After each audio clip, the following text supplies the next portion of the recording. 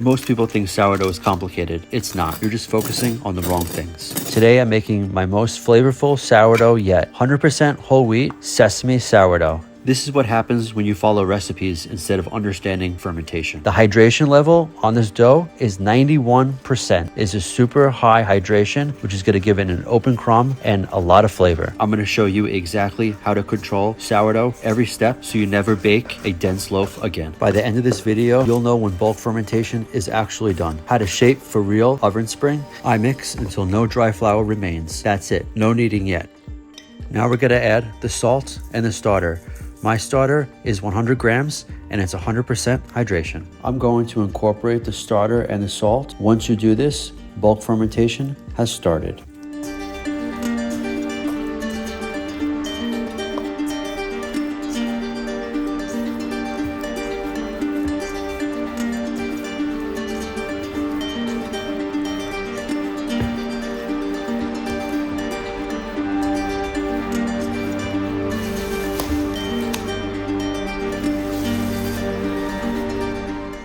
I like to start off with slap and folds. This builds good tension and it starts the gluten development very fast. I'm going to do this 2 times over a period of an hour.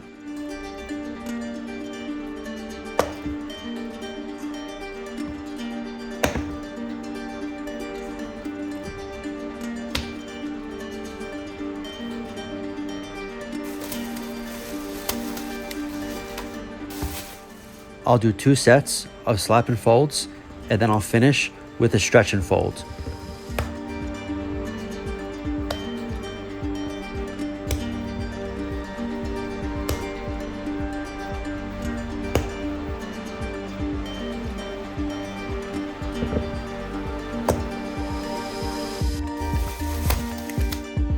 Now we're going to do our final stretch and fold. Then we're going to let the dough sit until bulk fermentation is done.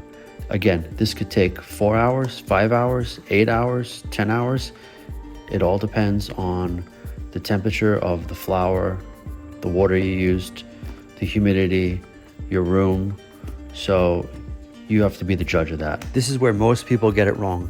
They go based on temperature and time, which that can be accurate and that's great. I go by feeling. Feeling is when the dough domes on the top, when it jiggles, you see fermentation bubbles and it rises about 50%. That's how my dough is always successful.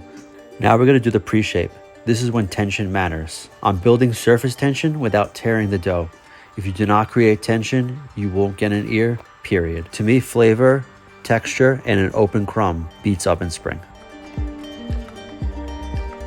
Now, we're just going to roll it up like a burrito. When working with a high hydration dough, it helps to wet your hands. If you have wet hands, they will not stick to the dough. That's why you always see my hands, they have no dough on them, because I always wet them before I touch the dough. Now we're just going to pull the dough across the counter and let tension build.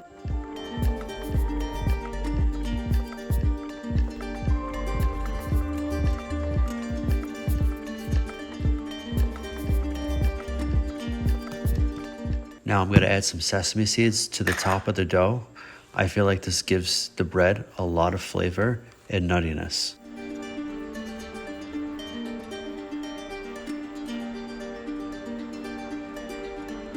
Now I'm going to add some flour to the banneton and also to the top of the bread loaf.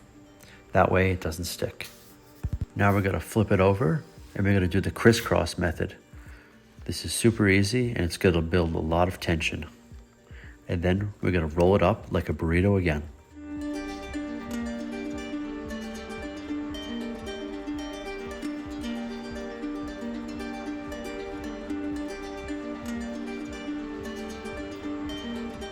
Now we're going to put it in the banneton and we're going to let it rest in the refrigerator overnight. This is going to develop flavor and it's going to make the bread more digestible. I would always do this in the restaurant with my pizza dough. I apply the same methodology to my sourdough.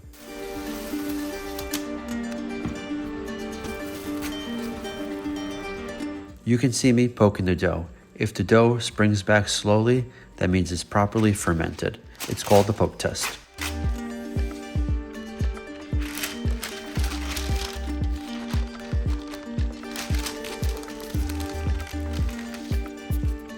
Now I'm going to brush off any excess flour and sesame seeds. That way it won't burn in the oven. I don't have any kind of fancy Dutch ovens, so I just put a bunch of boiling water on the bottom shelf and I do an open bake. It doesn't come as tall, but it gives you still a nice sandwich size bread loaf, and that's all that matters to me. I bake my bread at 500 degrees for 40 minutes.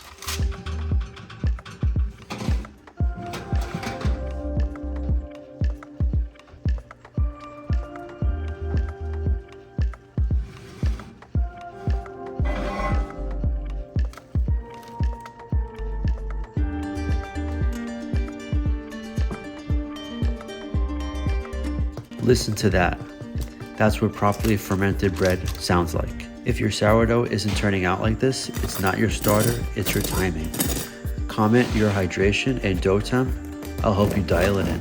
I really had a lot of fun making this tutorial on how to make sourdough bread. I have a strong passion for anything to do with flour and water, so stay tuned for more. Thanks for watching.